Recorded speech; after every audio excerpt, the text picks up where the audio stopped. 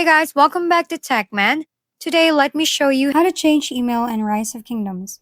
In Rise of Kingdoms, changing a link email isn't possible directly within the game, as accounts are bound to prevent unauthorized transfers or sales.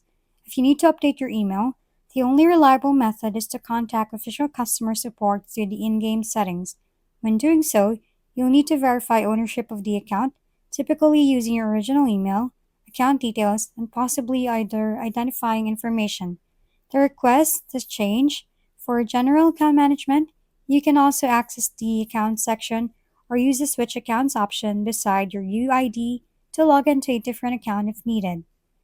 While direct email edits aren't supported, reaching out to support is a proper way to safeguard your progress, maintain access to all your in game content, and ensure your account remains fully secure throughout the gameplay. If we've been helpful, kindly give us a thumbs up and don't forget to hit the subscribe and bell button for more contents. For any questions and suggestions, comment down below.